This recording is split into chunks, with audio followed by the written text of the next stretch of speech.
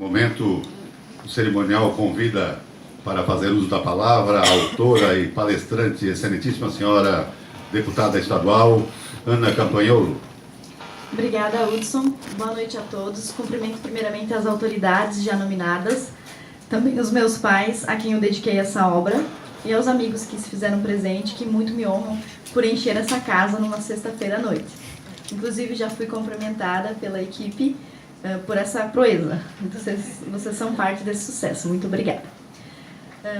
Gostei do pequeno equívoco do nosso amigo Hudson ao dizer que o livro era sobre prevenção ao feminismo. Não é, mas poderia ser tranquilamente. Quem sabe o próximo. Bom, esse livro, a ideia desse livro surgiu em 2012, quando eu comecei a ter interesse em pesquisar a verdadeira história do movimento feminista.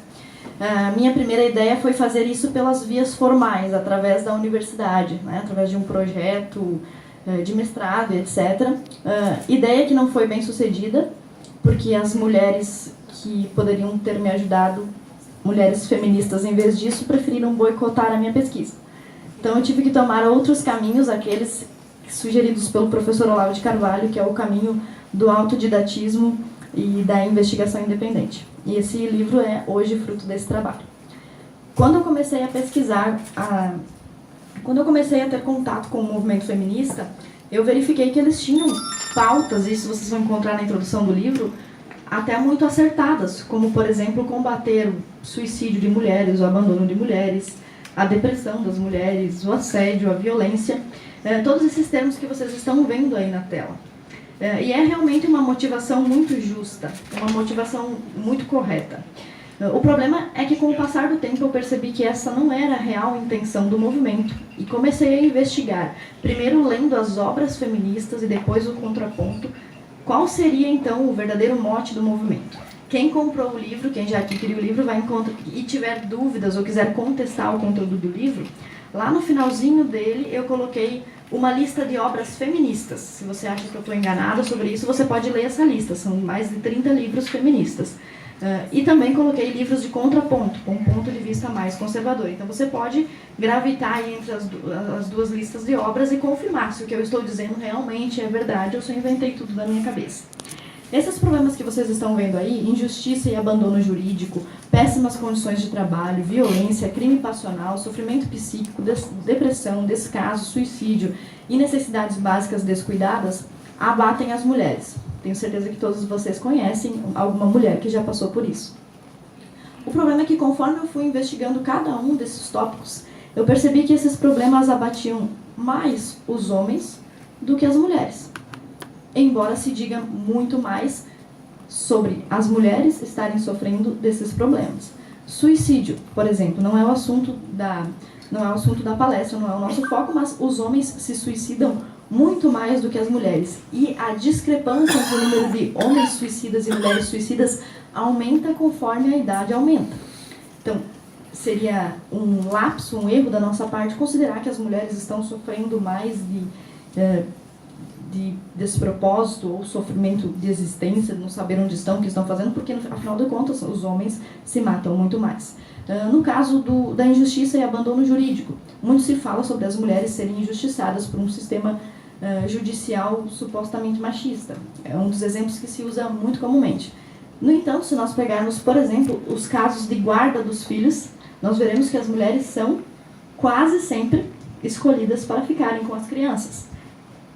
E geralmente se usa o argumento, e até comumente entre a sociedade se diz, mas o filho é da mãe. Não é isso que se diz? Bom, então, aspectos como esses, em que inicialmente eu pensava que as mulheres eram as mais afligidas, e depois eu descobria que os homens eram, é que me levaram a pesquisar esse assunto cada vez mais a fundo e escrever esse que é o primeiro livro antifeminista do Brasil. Nós temos livros antifeministas escritos em outros países, por exemplo, do escritor israelense Martin Van Creveld, que foi traduzido para o português, chamado Sexo Privilegiado. Mas nenhum desses livros, e existem alguns outros, poucos, Nenhum deles foi produzido aqui no Brasil ou menciona casos brasileiros para citar como exemplo. Então, esse é realmente o primeiro livro antifeminista produzido aqui no Brasil com essa perspectiva e com essa intenção de explicar a história do movimento feminista e apresentar um contraponto. A definição do movimento feminista é muito complicada. Eu costumo dizer que quando você discute com uma feminista, você está tentando pegar um lambarim ensaboado. Porque quando você aperta de um lado, ela diz, não, mas isso não é feminismo. Né? Ou elas usam o seguinte argumento, não, mas eu sou feminista, mas eu não defendo isso. Geralmente eu começo pela questão do aborto. E como o nosso país é um país ainda conservador, a gente tem feministas contra o aborto.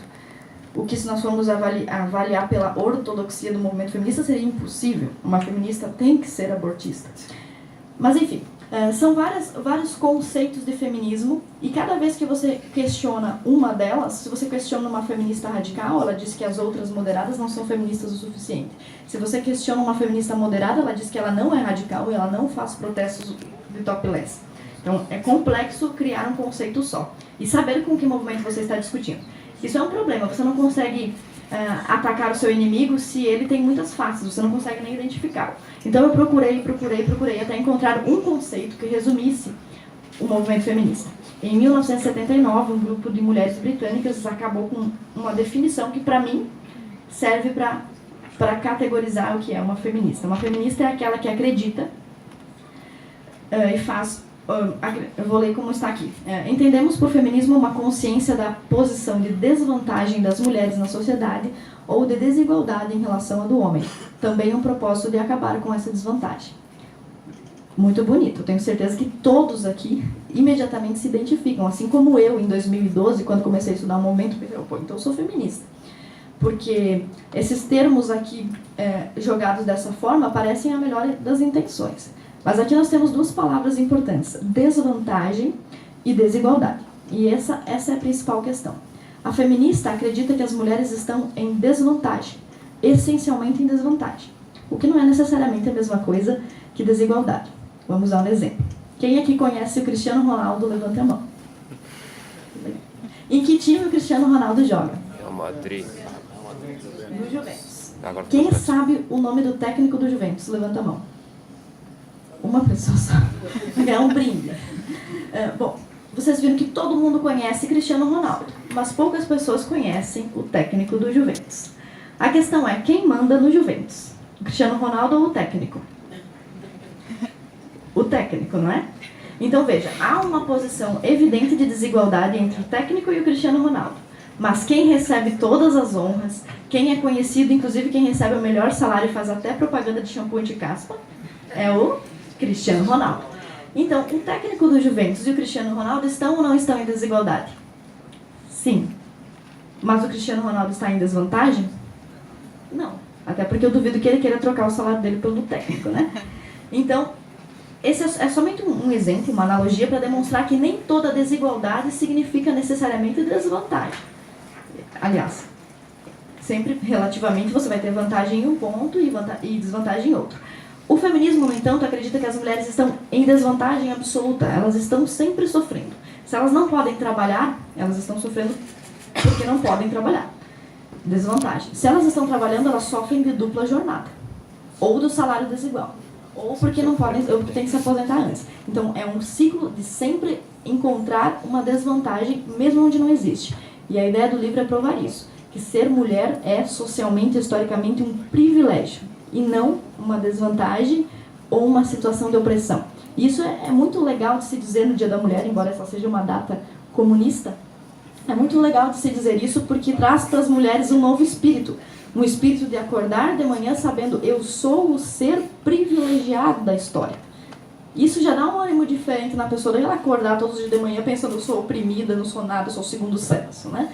Então, que as mulheres consigam sair daqui com um pensamento um pouco diferente. Então, por que nós, inicialmente, nos identificamos com essa descrição do feminismo? Porque todos nós somos contra colocar as mulheres em desvantagem. Mas depois que a gente entende que as mulheres não estão em desvantagem, a gente deixa de lutar incessantemente pelo fim de uma desvantagem que não existe. Então, é isso que diferencia as feministas. dos conservadores. As feministas entendem que as mulheres estão em eterna desvantagem e os conservadores entendem que as mulheres estão em desigualdade, eventualmente em situação de privilégio e eventualmente em situação de desvantagem. Para falar sobre o livro, eu trouxe para vocês 6 falácias feministas que eu desminto aqui no livro. Na verdade, são umas 45 mil, né? Mas eu só tinha que escolher algumas, então eu escolhi 6. Quem já tem o livro nas mãos vai poder procurar parte do texto olhando para as páginas que estão ali. Por exemplo, essa aqui que nós vamos começar é: as mulheres sempre foram socialmente oprimidas e os homens privilegiados. Esse é o carro-chefe, praticamente o carro-chefe do movimento feminista. Eu contesto essa tese lá na página 43.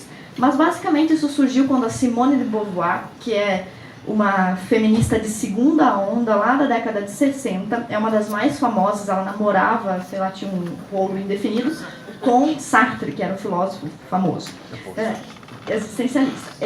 E a Simone de Beauvoir escreveu um livro chamado O Segundo Sexo, onde ela defende uma tese que é razoavelmente correta. Ela diz que filosoficamente, simbolicamente e ontologicamente, a mulher é o segundo sexo. Não dá para discordar disso, porque quando a gente fala o homem brasileiro anda pouco de bicicleta, a gente está entendendo que os brasileiros, no geral, homens e mulheres, andam pouco de bicicleta. Então, ela realmente identificou que, filosoficamente, o homem vem primeiro. Se a gente abrir a Bíblia lá também, a gente vai ter a história da criação, onde diz que Deus criou primeiro o homem e depois a mulher. Então, filosoficamente, o homem vem primeiro. Por isso, Simone de Beauvoir disse que a mulher era o segundo sexo. E, em decorrência dessa diferença filosófica, a mulher seria uma eterna oprimida. O próprio fato de ser mulher, de ser a alteridade, de ser o outro, faz dela um ser inferior e eternamente oprimido. O problema é que, embora o homem seja o primeiro sexo, toda vez que tem um naufrágio, a gente diz mulheres e crianças primeiro. Para que serve eu ontologicamente ser um ser fundamental e absoluto se quando tem um naufrágio eu fico sem o bote? Não serve para nada. Então, Simone de Beauvoir estava correta. Filosoficamente, simbolicamente, o homem vem primeiro. Quando a gente fala sobre a humanidade, quando a gente estuda algum aspecto sociológico. Mas na sociedade e na vida prática, a mulher é que recebe a máxima atenção. Não, isso não é verdade. Vou dar um exemplo, embora eu seja contra um desregrado controle de natalidade, eu vou citar o exemplo muito, muito conveniente para uma época pós-carnaval, que é o do preservativo de látex. Quando o homem e a mulher querem evitar uma gestação, a mulher tem uma infinidade de opções. O anticoncepcional, o DIU, o adesivo, o negócio que implanta na pele, eu nem conheço todos os métodos, são muitos. E o homem só tem um método extremamente desagradável e inconveniente, que é encapar o seu órgão genital com um negócio de látex. Se diz, por muito tempo se disse, que a medicina, que a sociedade só pensa no bem-estar do homem, é machista, etc. Essa pequena informação sobre contracepção, embora eu não seja defensora da contracepção de toda forma, é um exemplo que demonstra a quem serve a sociedade. Porque a mulher tem tantas opções e tanto conforto, até mesmo numa área que disse ser do homem, né? Homem só pensa em sexo, mas é a mulher que tem 459 mil métodos contraceptivos. Certo? Então, o que se diz nem sempre se observa na realidade. O caso do anticoncepcional é só um deles. Nós poderíamos pegar a saúde, por exemplo. Não sei se vocês sabem, mas existe, embora os ideólogos de gênero fiquem muito nervosos quando se diz isso, mas o câncer de próstata só dá em homem. E o de mama só dá em mulher, não, com raras exceções. Né? O câncer de útero. Esses cânceres têm o mesmo grau de agressão. Mata tanto os homens quanto mulheres. No entanto, como vocês podem ver aí no slide, existe aproximadamente 700% mais de patrocínio para assegurar, prevenir e tratar o câncer que abate as mulheres do que o câncer que abate os homens. Vocês lembram que eu comecei desmentindo essa primeira falácia falando que mulheres e crianças primeiro? É exatamente isso que acontece na medicina. Você tem a Semana de Proteção da Saúde da Mulher, da Criança e do Idoso. Esses dias eu estava num evento e uma candidata me procurou para me pedir se eu podia ajudar a reformar a delegacia que estava caindo em Concórdia. Do que é a delegacia? Delegacia especializada? Ela me disse sim, é a Delegacia de Proteção à Criança, Adolescente, Mulher e Idoso. Eu falei, pô, então só falta proteger o homem adulto. Então eu digo, a delegacia que protege todos, menos o homem adulto. Né? Então essas são pequenas coisas práticas que a gente passa na frente da delegacia da mulher e nunca encontra uma delegacia do homem, né? E são detalhes que mostram como as mulheres, de uma certa forma, socialmente, elas são privilegiadas e não oprimidas. Ali no último item do slide vocês veem o seguinte, ó, os homens morrem mais que as mulheres em todas as 15 principais causas de morte precoce. Que é, por exemplo, estar em cima de um andaime assentando um tijolo. Não é? Por que quase não se fala disso? Porque, apesar das mulheres serem o segundo sexo filosoficamente, os homens é que são o sexo dispensável. Vou dar um outro exemplo. Quem aqui já ouviu falar de uma história, lenda ou da ficção, da literatura, de um mundo só de mulheres? As Amazonas, alguém já ouviu falar? Sim. Alguém conhece uma história de um mundo só de homens? Por que não? Porque os homens não querem um mundo sem mulheres. Porque eles amam as mulheres. Já uma certa parte do mundo das mulheres, do movimento feminista, tenta tornar o homem dispensável. Inclusive, se você pegar o livro da Simone de Beauvoir, essa mesma que está falando que o homem é o primeiro sexo, no começo do livro ela está reclamando, ela está lamentando, porque infelizmente, diferente do caso dos negros, dos indígenas ou de qualquer outro povo oprimido, as mulheres não podem matar o seu opressor. Daí acaba a humanidade.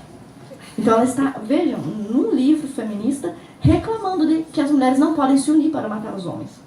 É completamente absurdo, é tornar a vida do homem indispensável.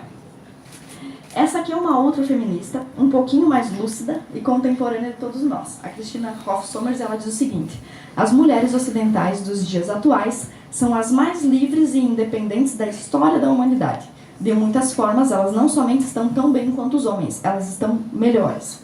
E a gente vai ver ao longo da conversa em que aspectos as mulheres estão melhores. Por exemplo, as mulheres são a maioria das pensionistas do Brasil. Isso é um dado do IBGE. As mulheres se aposentam antes que os homens. Então, são vários fatos que a gente poderia citar aqui, mas aí você não vai comprar nem ler o livro, então não vou entregar. Sem spoiler.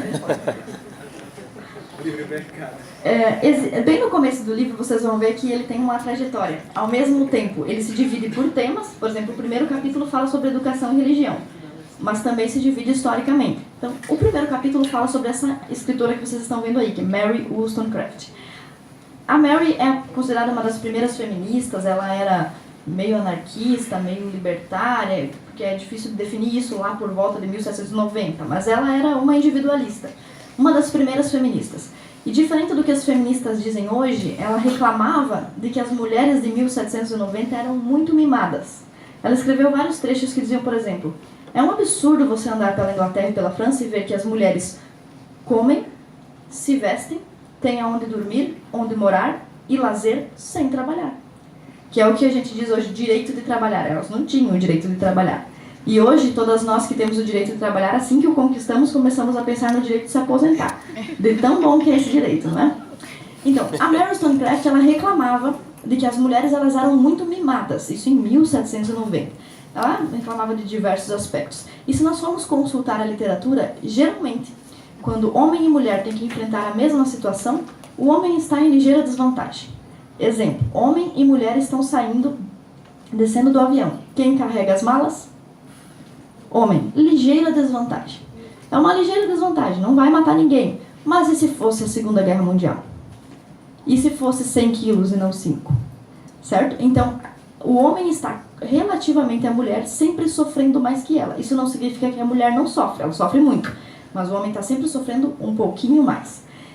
Imaginem a época das cavernas. A mulher está numa situação muito triste. Ela está enrolada em pelo de ovelha, dentro da caverna, com crianças chorando, presa no escuro. É muito triste essa situação. Está confinada no lar, como se diria hoje em dia.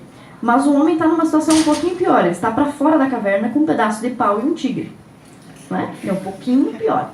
Vamos imaginar a primeira Guerra Mundial. As mulheres estão sofrendo muito porque elas têm que trabalhar 16 horas no lugar dos homens nas fábricas. Mas os homens estão sofrendo um pouquinho mais. Eles estão na própria guerra perdendo uma perna, perdendo a cabeça, levando um tiro nas costas. Então, Mesmo quando a mulher está numa situação muito difícil, em comparação a ela, o homem está um pouquinho pior. Vamos imaginar os escravos que construíam as pirâmides do Egito. Era absolutamente horrível ser uma escrava naquela época, porque isso faria de você uma escrava sexual. Você teria que servir aos prazeres sexuais do seu dono, ou eventualmente ficar na casa. Mas era um pouco pior você ter que construir tijolos no sol e mal alimentado, porque se você fosse uma mulher que servisse aos prazeres sexuais do seu dono, pelo menos ele iria vestir você e te alimentar, porque ele não ia querer namorar com uma pessoa esquálida a prestes de morrer. E ele não tinha essa mesma preocupação, por exemplo, com o escravo que estava lá puxando pedra. Se ele morrer, coloca-se outro no lugar dele. O que isso quer dizer? A vida do homem é dispensável e a da mulher não. As Amazonas só queriam um ou outro homem para procriar, o resto elas podiam matar. Você vai ver que se você perguntar para o homem, ele quer o contrário, umas 15 mulheres, não é? Que naturalmente o homem gosta da mulher. E a mulher parece que só atura quando precisa, né? Vou ficar com ele porque ele cuida de mim, alguma coisa nesse sentido. Ok, mais um exemplo que vocês podem encontrar no livro, que eu acredito está na página 37, fala sobre, por exemplo, a colonização dos Estados Unidos. Esse exemplo serve para demonstrar o seguinte: as mulheres sempre chegam a um lugar depois que os homens já chegaram e fizeram desse lugar um pouquinho mais confortável. Exemplo, colonização dos Estados Unidos. Os chineses migraram para lá para procurar emprego, uma nova vida. Enquanto os Estados Unidos estava praticamente em estado de barbárie, tinha 100 vezes mais homens do que mulher naquele território. Depois que as coisas começaram a ficar um pouquinho melhor, tem estrada, tem água, aí se traz as mulheres. Vocês presenciaram aí junto comigo nos últimos anos a chegada dos haitianos. Como é que o haitiano faz? Ele manda a mulher primeiro? Vai lá para ver se é bom, se for, tu me manda uma carta. Não. Ele vem, manda dinheiro para a família e quando tem condições traz a esposa. Resumidamente, isso quer dizer que o mundo ou determinado local, quando está em estado de barbárie, tende a proteger as mulheres. E depois que se torna civilizado, tende a trazer as mulheres. O que isso quer dizer? Quer dizer que as mulheres não foram sempre socialmente oprimidas. Do contrário, foram sempre socialmente privilegiadas em relação ao homem. Todas essas informações que eu falei para vocês estão aí nesses livros que vocês viram aí. Como eu disse, não tem quase nenhum livro brasileiro, então eu tive que pesquisar em outros. O Homem Domado é um livro feminista de uma argentina alemã, onde ela fala que o homem ocidental foi domado para o trabalho. Exemplo de condições onde o homem não é privilegiado. Cadê o meu que escreveu o apêndice? Cadê o Davi? O Davi é cabeludo, não é? O que se diz de um cabeludo geralmente? Vagabundo não trabalha. Esse dado está descrito no livro da Esther Vilar. Por que os homens não podem ter o cabelo comprido? Porque atrapalha no trabalho. A Esther Vilar diz que o homem é o sexo que trabalha e a mulher é o sexo que gasta. Não riam as esposas e os maridos, tá? Outro exemplo. Por que as roupas dos homens sempre tiveram bolsos e as das mulheres não? Porque eles carregam as ferramentas que eles podem precisar e mais um lenço que a mulher pode precisar. Por que os homens têm que ter as unhas curtas e não podem ter? Por exemplo, um homem pintar a sua unha como a minha o torna imediatamente um homossexual? Não. Mas por que a sociedade convencionou que ele não pinte? Ou não tem as unhas compridas? Porque ele precisa trabalhar.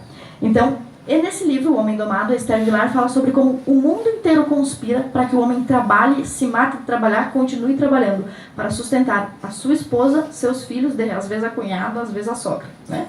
É que vai piorando, dependendo do nível da sorte do cidadão. Informações parecidas com essas vocês também vão encontrar nesse livro aqui, Sexo Privilegiado, que é de um historiador israelense. Em contrapartida, existe uma escritora conservadora chamada Alice, que escreveu O Privilégio de Ser Mulher, que mostra qual a condição de privilégio da mulher. E um livro português, antifeminista, finalmente, é esse que vocês estão vendo aí, O Primeiro Sexo e Outras Mentiras sobre o Segundo. O Sócrates, que é um psicólogo, ele relata casos que ele ouviu dos seus pacientes homens e de como o homem moderno sofre. Por exemplo, nos casos judiciais em que a guarda dos filhos vai quase que automaticamente para as mães. E conta a história de várias mães, por exemplo, que usam os filhos como barganha ou chantagem contra o pai, divorciado. Então, ele conta vários fatores assim, embora ele não faça uma análise sociológica do fato. São algumas referências que vocês vão ver aparecer lá no primeiro capítulo. A segunda falácia: as mulheres são as maiores vítimas de violência. Isso vocês já devem ter ouvido muitas vezes. Por exemplo, uma mulher morre a cada 14 horas. É muito triste, mas um homem morre a cada 1 hora e 15 minutos. Tanto mais triste ainda. A questão do feminicídio é um outro exemplo. Por que matar uma mulher é pior do que matar um homem? A vida da mulher vale mais do que a vida do homem? E outra, sem falar da própria terminologia, homicídio não é de homem, matar homem, né? Mataram um homo sapiens. Mas, enfim, como diria Dilma, mulher sapiens. Para falar sobre essa questão da violência, a gente enfrenta alguns problemas. Sempre que um homem é violentado, ele vira motivo de chacota. Isso acontece principalmente, e fica ainda pior, quando a violência é sexual. Vou dar um exemplo para vocês. Vocês estão com a família na sala, no Natal, liga a TV e aparece um caso onde uma professora muito bonita, muito elegante, de 30 anos, assediou e estuprou um aluno de 13, 14 anos. Qual o comentário generalizado na sala? Que sorte dele. Por que não me ligou, né? Esse tipo de comportamento é um comportamento que ridiculariza o sofrimento do homem. Será que todos os meninos de 13, 14 anos estão prontos para ter atividade sexual e eles são obrigados a ter com uma mulher só porque ela é bonita e tem 30 anos? Imaginem vocês, se está passando na televisão uma cena de violência contra a mulher e vocês começam a rir. Como a família vai olhar para vocês? Seu maluco, seu louco, sai dessa casa. Então, você vê, tem pontos de vista até mesmo para lidar com a violência. Outra coisa, sempre que uma mulher bate num homem, se diz que ou é insignificante ou é reação, né? O que alguma coisa ele fez para merecer. Se você fizer a mesma coisa com uma mulher, João bateu em Maria, alguma coisa ela fez para merecer, todo mundo vai te jogar livro, caderno, objetos que tiverem alcance. Mas isso geralmente acontece. E para exemplificar isso, eu trouxe um exemplo que já passou nas televisões, nas nossas televisões, talvez vocês não tenham prestado atenção. Por favor. 3 câmeras e 2 atores em um dia normal de uma praça de Londres. Na primeira experiência, o casal de atores simula uma briga onde ele passa a importuná-la. Quando a mulher é a vítima, imediatamente chama a atenção de quem está por perto. Depois, o homem fica mais agressivo, agarra e empurra a mulher. A indignação de quem assiste é evidente.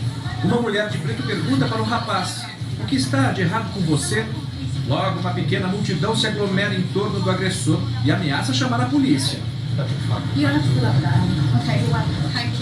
O rapaz pede para que o agressor desista da violência contra a menina. Na segunda experiência, os papéis se invertem. Agora é a menina quem briga com o rapaz. Primeiro, uma leve discussão. Logo, começa a empurrá-lo. A reação dos espectadores é constrangedora. Simplesmente começam a rir. A moça fica ainda mais empolgada e passa a agredi-lo com tapas e puxões de cabelo. E encontra uma audiência que acha tudo muito engraçado. O vídeo virou febre na internet, mas a ONG que fez o filme alerta que violência é violência, não importa se o agressor é homem ou mulher. E que é preciso chamar a atenção para o fato de que está aumentando o número de homens vítimas de violência doméstica. Na Inglaterra, já chega a 38%.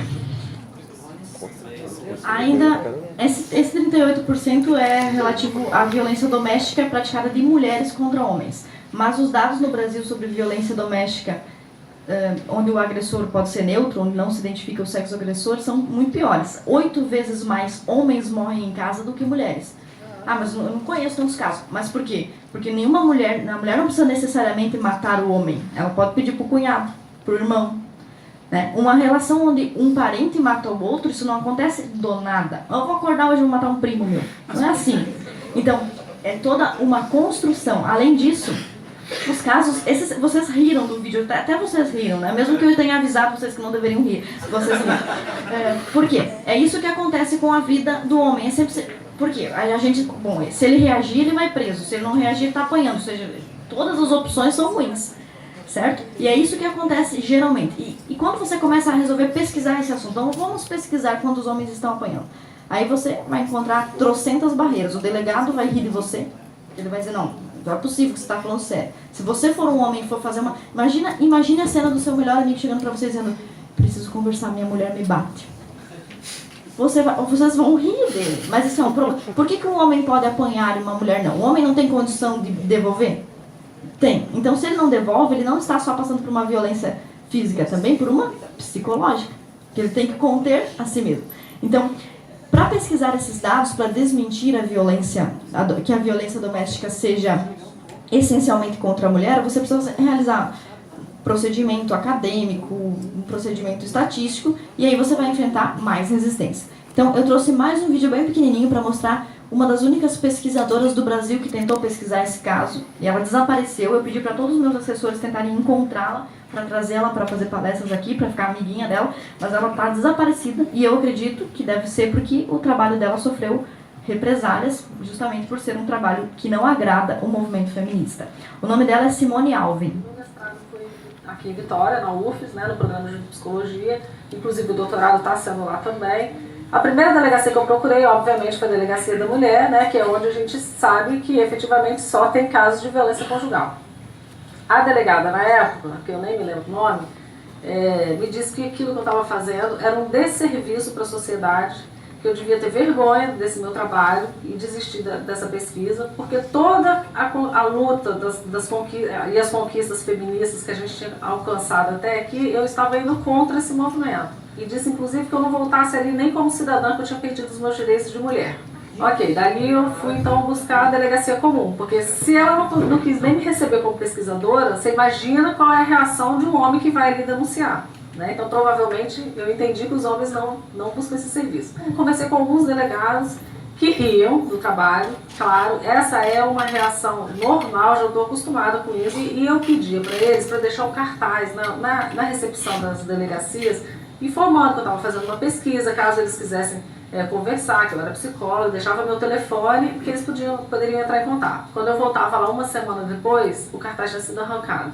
Então, nem isso eu não conseguia apoio do serviço para fazer. E uma vez eu estava na delegacia, curiosamente chegaram 2 viaturas, desce um homem completamente machucado, com sangue, todo realmente machucado, e uma mulher no outro, na outra viatura, ele falando que ele queria registrar, que ele tinha sido violentado, que ela tinha batido nele, que ele tinha ido levar uma caixa de leite para os filhos e ela tinha batido nele.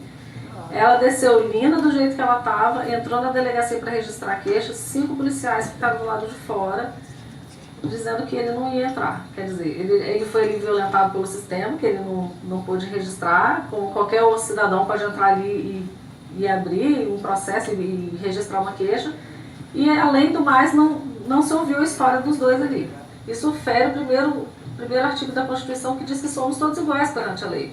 Se você diz que a mulher, o que ela fala em relação à violência psicológica, vale mais do que a afirmação do homem, porque é uma lei para proteger a mulher, você já está ferindo o princípio da igualdade.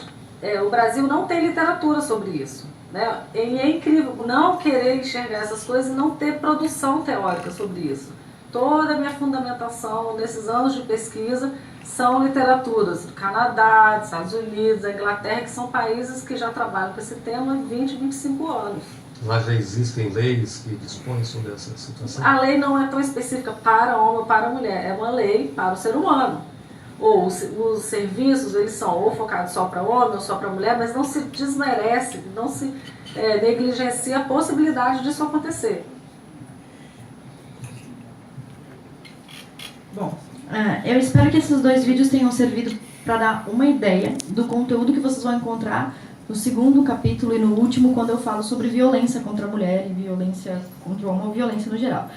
Eu acho que não tem que existir campanha de prevenção à violência contra a mulher, óbvio, evidente, né? Inclusive já fui acusada por uma professora de defender a violência contra a mulher só porque eu me preocupava com a violência contra o homem. Falei, bom, então eu me automutilo quando chego em casa, né? Porque eu sou mulher, como eu poderia fazer isso?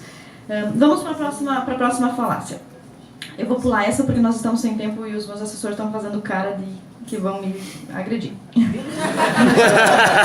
O movimento feminista representa as mulheres. Essa é uma outra falácia, porque o caminho para onde o feminismo se dirigiu foi a ideologia de gênero, que diz que não se nasce mulher, torna-se, nem se nasce homem, torna-se, não há homem nem mulher essencialmente. Então, como o movimento feminista pode representar uma categoria que ele diz não existir?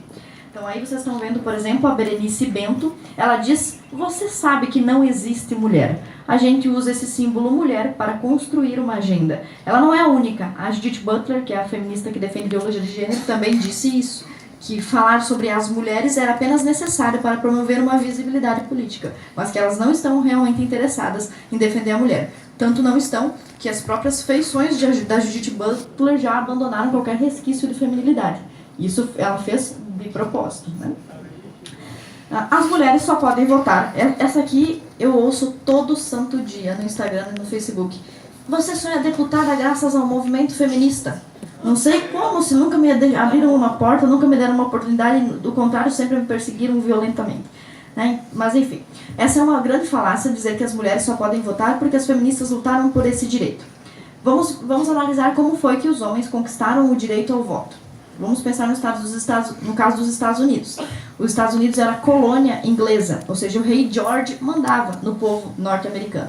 Aí os homens se reuniram lá, que tal se nós fosse votar? Legal, vamos fazer uma guerra. Aí eles começaram 10 anos de revolução contra a Inglaterra. Nesses 10 anos de guerra morreu uma parcela significativa dos homens em idade de trabalho, dos homens adultos.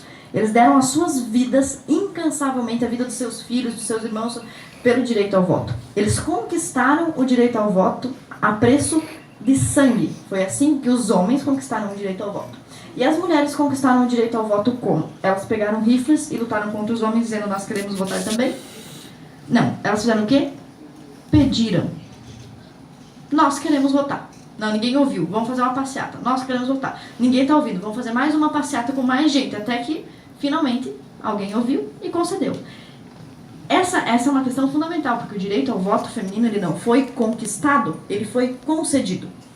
Lembram da feminista que eu falei para vocês, Simone de Beauvoir? Ela é o ícone das mulheres feministas. Foi ela quem disse isso. Ela disse assim, a ação das mulheres por direitos legítimos nunca passou de uma agitação simbólica, uma passeata, fazer uma carreata, fazer uma coisa contra o Bolsonaro. Só ganharam o que os homens... Não é? Só ganharam o que os homens concordaram em lhes conceder. Elas nada tomaram, elas receberam.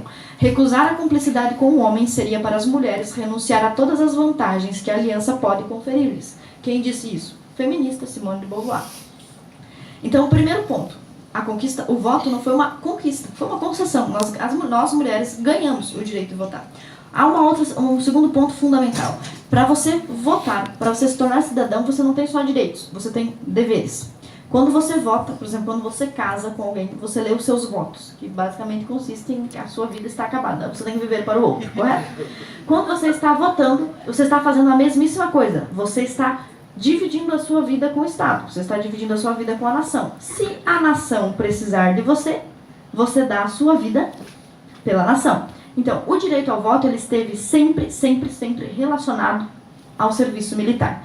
Leiam o último trecho comigo. O serviço militar obrigatório não é abjeto a um governo livre, nem está em conflito com as garantias constitucionais da liberdade individual. Na verdade, não se pode duvidar que a própria concepção de um governo justo e seu dever para com o cidadão inclui o dever do cidadão de prestar serviço militar. Onde que está isso? Nos documentos da Corte dos Estados Unidos. Aqueles caras que morreram para conseguir, para alegar o direito ao voto, alguns já morreram para conseguir, e outros estavam cientes que, após conseguir o direito ao voto, estavam dando a sua vida, estavam dispostos a dar a sua vida pela pátria. Exemplo, Hitler saiu candidato na Alemanha e perdeu. Mas se somente as mulheres tivessem votado, ele teria sido bem sucedido, porque as mulheres, por alguma razão, gostavam dele. Ele prometeu a bolsa gestação, bolsa dona de casa, enfim. Ele ganhou a simpatia das mulheres. Acabou que o Hitler assumiu o poder, mas não foi por via do voto, mas ele assumiu. Suponhamos que ele tivesse ganhado a eleição via voto, e ele realmente chegou ao poder.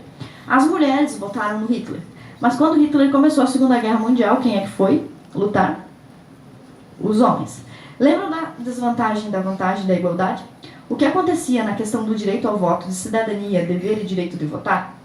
é que os homens podiam votar, estavam em vantagem, mas eles tinham que servir ao exército. Ou seja, esse voto podia custar-lhes a vida, certo? As mulheres não precisavam servir ao exército, bom, mas também não podiam votar. Então havia desigualdade, mas não havia desvantagem. Quando as mulheres começaram a pedir aos homens o direito ao voto, eles concederam. Eles começaram a cogitar a possibilidade de conceder. O que aconteceu? Agora as mulheres podem votar, mas não precisam servir ao exército. E os homens podem votar, mas têm que servir ao exército. Isso aqui é desigual, correto? Alguém discorda? Ok, não podem discordar com a palestrante, porque está no evento dela própria, né? É feio. Quem é que vai falar isso, né? Não ninguém. Machismo. Mas, enfim, isso que eu estou demonstrando para vocês foi uma percepção que as próprias mulheres tiveram. Então, olha só. Em 1848 aconteceu a primeira reunião de mulheres. Tinha 100 pessoas reunidas em Seneca Falls, lideradas por 2 mulheres que eram as primeiras feministas. E elas votaram, vamos votar aqui, nós vamos pedir coisas ao governo norte-americano. Direito à propriedade, todo mundo concordou. Então as mulheres votaram para dizer o que elas iriam pedir ao governo. E aí as líderes perguntaram, vocês querem votar? As mulheres, não. Elas votaram que não queriam votar, elas não queriam o direito ao voto. Isso pode parecer estranho hoje, mas é que aquelas mulheres daquela época entenderam uma coisa muito óbvia. Se nós tivermos que votar, que é um direito, vamos ter todos os outros deveres atrelados. Por exemplo, antes mulher não tinha direito à propriedade, mas não tinha também o ônus da dívida. Não ficava endividada. Se ela fosse gastar seu dinheiro todo em joia, quem é que tinha que pagar? O marido. Outra coisa, quando você tem um bem, você não tem só o bem, você tem as despesas que vem com ele. Você ganha um carro, mas você também ganha os boletos de IPVA, não é? Você ganha um terreno, você também ganha o IPTU. Então, a questão do voto foi a mesma coisa. As mulheres não queriam votar. Na Inglaterra existia um partido político contra o voto de mulheres. Tinha aproximadamente 42 mil mulheres só naquele partido que eram contra o direito ao voto. Lógico que hoje eu não vou falar para vocês que eu sou contra o direito ao voto, porque o conservador, ele abraça aquilo que está funcionando, não é? Nós já recebemos o direito ao voto, vamos retroceder? Não somos loucos. Mas veja, a história do movimento feminista não é essa que nos contam exatamente. Existem outros detalhes. Eu falei aqui para vocês, na verdade, de 4 mentiras e todas as outras falácias. Vocês vão ter que ler o livro para chegar nessas informações. Mas só para vocês terem uma ideia do que vocês vão encontrar. Uma outra falácia que eu desminto no livro é de que as feministas conquistaram para as mulheres o direito de trabalhar. Outra é que os homens ganham mais do que as mulheres. Quem já ouviu isso? Os homens ganham mais que as mulheres. Então, por favor, marca aí a página 350 e dá uma olhada lá. Espero que vocês tenham entendido que a ideia do livro não é apenas criticar o movimento feminista, mas mostrar como que a mulher viveu por muito tempo uma condição privilegiada, como é um privilégio ser mulher. E quando você acorda todas as manhãs tendo uma satisfação da condição sexual em que você se encontra, porque, veja bem, ninguém pode ter orgulho de ser mulher ou ser homem, porque não é mérito, né? Nós nascemos assim. Como ser brasileiro, não tenho vergonha porque eu não tenho culpa. Não tenho nada a ver com isso, eu já nasci aqui.